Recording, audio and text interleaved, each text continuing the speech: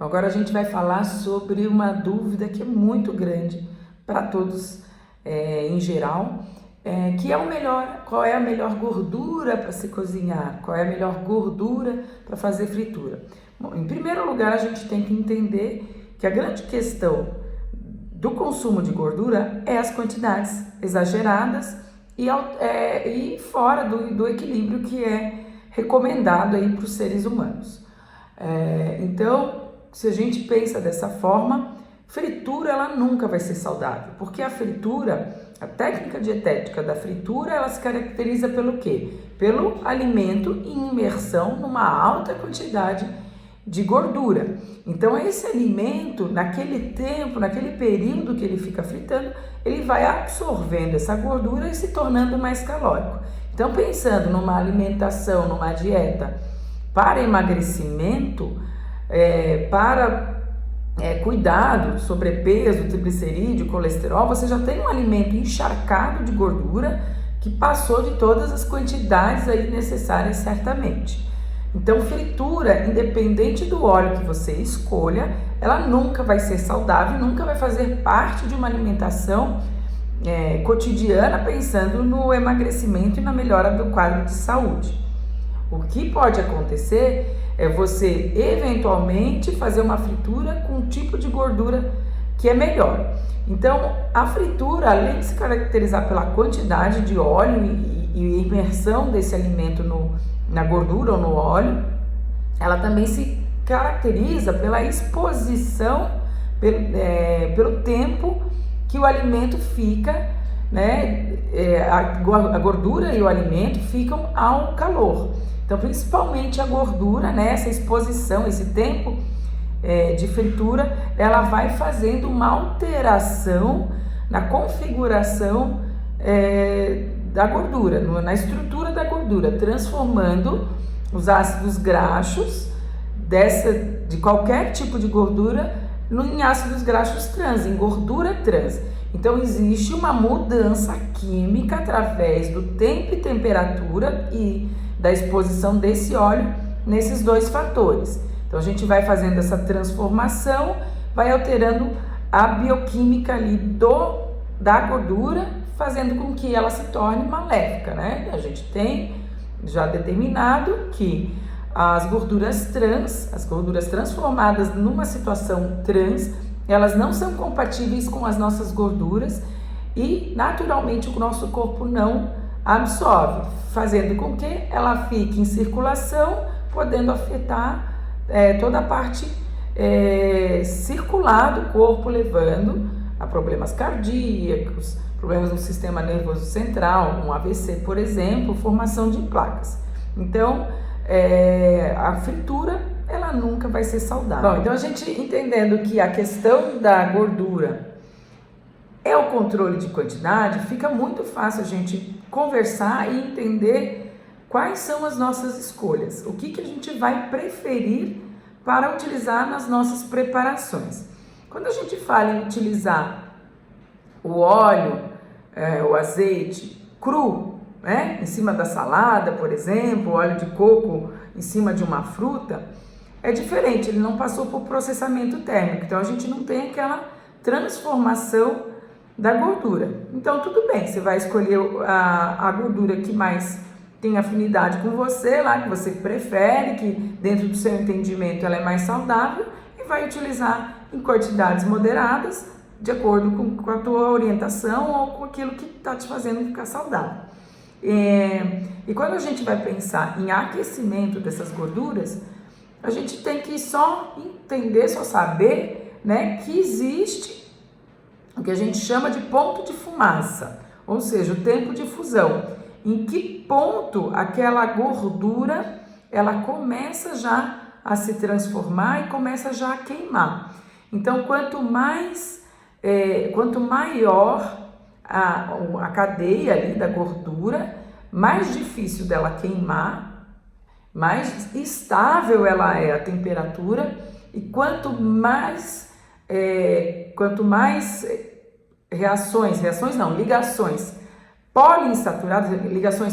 insaturadas, menor o tempo de fusão. Então, mais rápido esse óleo vai se transformar e a instabilidade dele é menor. Então, o que a gente tem que olhar? A gente tem que olhar as tabelas de ponto de fumaça. Então, quanto maior o ponto de fumaça, quanto maior o tempo de exposição do óleo e estabilidade dele, de acordo com esse tempo, melhor para as preparações. Lembrando que, para a gente não ficar tão neurótico, o ambiente do fogão caseiro, né? A temperatura, ela não atinge a temperatura que é feita nos estudos, que é uma alta temperatura de um fogão mais industrial. Então, domesticamente, a gente acaba não tendo esse malefício, essa transição tão rápido, e o ideal é que a gente controle realmente o tempo de processamento do alimento. Então, assim, por exemplo, eu vou fazer o arroz. O correto é você cozinhar o arroz em água e sal e fazer o refogado à parte, para que você não perca tantos nutrientes. Desculpa, não é que se perde nutrientes. O óleo está ali por inteiro, ele não vai perder os seus nutrientes. Ele vai se oxidar, ele vai se transformar e a estrutura molecular dele vai alterar. Então, esse negócio de a gente dizer, o azeite de oliva perde todos os nutrientes quando aquece, isso é gafe. Ele muda sua estrutura, assim como todas as gorduras e óleos. Mas vai depender da estabilidade. Depois vocês vão receber a tabelinha de estabilidade das gorduras e óleos e avaliar. Lembrando, quantidade mínima. Então, se a gente já controlar a quantidade, primeiro a gente não faz fritura. E segundo, quando a gente for fazer um refogado, a gente vai usar o mínimo de fritura, mais para saborizar e envolver o alimento. Então, esse controle é bem importante. Para fazer refogados ou arroz, como eu coloquei, então a gente aprende de uma forma errada. A gente aprende que tem que ir lá refogar o alho, a cebola, deixar fritando um monte, e aí depois a gente coloca o arroz e ainda vai ter mais um tempo de cozimento, tendo esse tempo de temperatura, de exposição à temperatura. Lógico que dentro de um cozimento ela fica mais amena, porque tem água ali tudo junto. Mas mesmo assim, o ideal seria realmente a gente cozinhar o alimento. Então, por exemplo, o arroz eu cozinho em água e sal, e um refogado eu coloco na panela um fundinho de água, tampo, deixo ele cozinhar no vapor para depois finalizar com a gordura que eu escolhi. Eu particularmente, dentro de tudo que eu estudo, de tudo que eu avalio, eu gosto muito de utilizar o azeite de oliva. Para mim ele é a melhor opção, mas isso vai mudar muito de opinião para opinião. A gente vê aí o pessoal também sensacionalizando e que óleo do canola de não sei o que. Então não é essa questão que a gente vai trabalhar. Da onde vem os óleos a gente também não sabe, óleo de algodão, óleo de milho, a gente não está lá na fábrica, né? A gente não sabe exatamente o que acontece. A gente tem uma ideia, né? O óleo de soja vem do grão de soja espremido, né? E a gente já vai falar do processo da produção desses óleos refinados. Então, sempre que eu escolho uma gordura, quanto mais natural possível, mais saudável, mais a gente tem a composição dela de uma forma natural, que o nosso corpo reconheça de uma forma natural, né? De uma forma que está ok para a nossa absorção e metabolismo. Então, a gente pode sim usar o azeite de oliva, o óleo de coco, uma manteiga, uma banha de porco, e a insaturação e a quantidade, o tamanho da cadeia, ele é importante. Então, isso tudo a gente vai avaliar, entender o ponto de fusão de cada óleo. Isso vem numa tabelinha bem fácil de resolver. A banha de porco, até comparado com a manteiga, ela tem mais gordura monossaturada. Então, ela não é uma gordura tão saturada e também não é uma gordura tão poliinsaturada. Então, a estabilidade dessa gordura, ela é interessante. E comparado com a manteiga, a gente já tem um aspecto menos inflamatório. Mas não é nada que vai mudar a sua vida. Você pode usar sim a manteiga, você pode usar o azeite de oliva, você pode usar o óleo de coco, você pode usar a banha de porco. Todas essas gorduras que eu falei são gorduras comercialmente fáceis da gente encontrar. A gente tem diferença aí na questão de custo. O óleo de coco eu acho um óleo muito oneroso para você ficar gastando ele em comida. Quando você vai ler os estudos sobre óleo de coco, você tem um monte de benefício, muitos. Você não consegue ver não acha um artigo científico, um artigo que é fiel, um artigo que é confiável, que fale malefícios ou que fale de alguma coisa ruim do óleo de coco. Ele tem propriedades muito interessantes, propriedades antifúngicas, mas é uma gordura igual toda outra, né? Você não precisa ficar colocando em tudo quanto é lugar da sua alimentação e gerando um desequilíbrio, né? Você pode usar sim, tem gente que usa no cafezinho, tem gente que bota em cima das frutas, mas para preparo de refeições, eu realmente acho bem desnecessário as pessoas terem esse custo com óleo de coco. Isso é uma conduta minha, é algo que eu faço na minha casa e recomendo para os meus pacientes. Então, em primeiro lugar, eu prefiro azeite de oliva, entendendo que a estabilidade dele não é das melhores, mas que a gente vai fazer as técnicas corretas em casa. Então, colocar sempre ao final da preparação, deixar o menor tempo de exposição à temperatura, então fazer um refogado muito rápido e evitar a fritura. Então é dessa forma que a gente consegue conservar a estrutura do óleo de uma forma mais benéfica. Bom, os óleos refinados, que são aqueles óleos que vêm em garrafa PET, que a gente encontra comercialmente e que são muito baratos no supermercado, óleo de milho, algodão, óleo de girassol, canola, etc. São óleos que passam por uma etapa, um processamento, tanto que a gente chama de óleos refinados. Então, ele passa por 1, 2, 3, 4, 5, estou ali numa colinha, 5 etapas. Uma etapa de extração, onde você extrai o grão, demoagem, onde você amassa esses grãos para começar a liberar o óleo, faz uma neutralização. Nessa neutralização já entra um solvente aí, né? Um solvente para que neutralize o óleo e separe. Depois ele passa por um processamento químico de evaporação para tirar esse solvente. Mas mesmo assim, durante essas etapas, querendo ou não, o alimento já vai agregando esses aditivos que são feitos no processo de refinação. Existe tecnologia para que se permita, né, eles fazem em vácuo e tal, para que não oxide tanto essa gordura e que não transforme muito esse óleo em gordura trans. Mas durante o processo, um pouco é transformado sim. Então, esses óleos refinados, por passar por aquecimento, mesmo com algumas tecnologias, eles perdem bastante da sua ação antioxidante, que para nós não é interessante, e também acabam mudando um pouco da configuração deles e transformando o óleo em gordura trans. É muito pouco, mas existe essa transformação.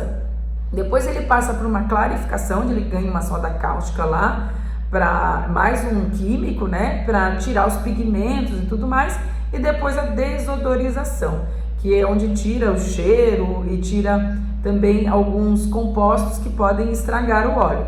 Então aqui é mais um processo químico, onde o óleo é submetido a um químico para fazer toda essa retiragem e depois é vazado. Então os óleos refinados, eles comparando com os óleos extra virgens, eles acabam não sendo uma melhor opção, uma opção mais saudável. Então quando a gente vai para as gorduras naturais, a gente sabe que banho de porco e manteiga são de origem animal, tem uma cadeia maior, a gordura de porco, ponto de fusão maior até do que a de manteiga. E quando a gente vai para os óleos, né, que a gente tem que avaliar essa temperatura e esse tempo e o quanto ele é menos processado, né? Então os azeites e óleos extra virgens, eles passam apenas por um processamento mecânico de espremer extrair e retirar aquele óleo. O óleo virgem ele já recebe um tratamento químico para separar um pouco dos compostos, vamos botar assim, de compostos que estão ligados ali ao óleo. Então, quanto menos processado, menos a gente mexe na gordura, menos você altera a estrutura química desse alimento e mais saudável ele fica. E sobre a escolha do azeite de oliva, o ideal, ou outras gorduras que você vai utilizar, o ideal é que ela esteja em potes de vidro. Tem gorduras que não é fácil de você botar em pote de vidro, tipo manteiga nem banha de porco, elas vêm envoltas, né, daquela embalagem plástica, enfim. Mas para você preservar e conservar, principalmente o azeite de oliva, que é um azeite mais insaturado, tem as ligações poliinsaturadas e tem uma estabilidade um pouquinho menor, é você comprar em garrafas de vidro escuras, né, aquelas verdes ou cor âmbar, para que você proteja da luz. A luz também é um fator de oxidação, né, então evite deixar em lugar que pega sol. E quando você vai armazenar, deixa longe também de locais que são mais quentes, tipo do lado do fogão, essas coisas, porque você acaba preservando a oxidação dessa gordura. Aí falamos também nas gorduras industrializadas, que são as gorduras trans, a margarina, ou a gordura vegetal, que se coloca muito na indústria, nos alimentos. Então, quando vocês forem ler, né, pães, biscoitos, procurem lá. Se está escrito gordura vegetal, deixa na prateleira e vai atrás de um produto que é feito com óleo, que nos ingredientes tem óleo e não gordura vegetal. Então, essa gordura vegetal, a gordura hidrogenada, ela nada mais é do que você colocar um óleo em alta temperatura, colocar hidrogênio lá dentro para mudar a composição química. E por que se faz isso? Porque ela fica barata, oferece crocância para os alimentos, alta produção e ela oferece sabor também para os alimentos. Então, para a indústria alimentícia, isso é maravilhoso, só que para a saúde não é. Para a nossa saúde isso não é.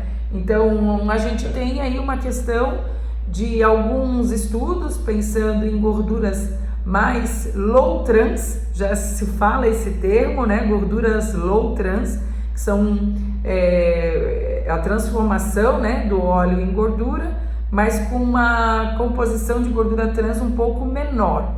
Ela ainda vai ter. Seria interessante? Para a saúde a gente sabe que não. Então, não sei se eventualmente isso pode ser algo que lá na frente seja interessante para nós. Acredito que por enquanto não, precisa de muito mais pesquisa. Então a gente já entendeu que essa transformação química da gordura trans, da gordura vegetal, da margarina, ela não é benéfica à saúde porque a gente não tem habilidade para digerir e absorver essa gordura e ela fica circulante, gerando todos os malefícios que a gente falou, né? Doenças cardíacas, oxidação, formação de placa. Então não é legal a gente ter essa opção. Então, baseado em tudo isso que a gente conversou, eu vou deixar as tabelas para vocês do ponto de saturação, para vocês escolherem.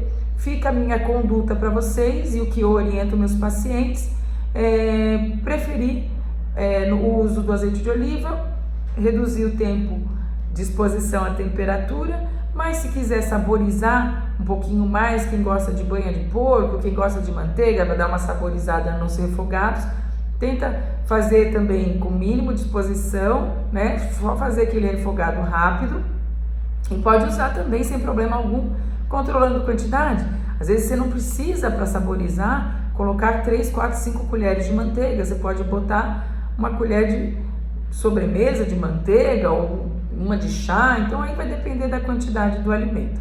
Eu acho que assim fica mais claro, fica também menos pesado para a gente decidir, né, a obrigação de usar óleo de coco, a obrigação de não usar um óleo mais em conta, né, devido ao valor, né, o óleo que é refinado, a gente sabe que ele vem com subprodutos aí de toda essa transformação química, mas que dentro da indústria eles já fazem, né, processos para amenizar, né, eliminam os solventes, diminui a exposição a temperatura através do vácuo.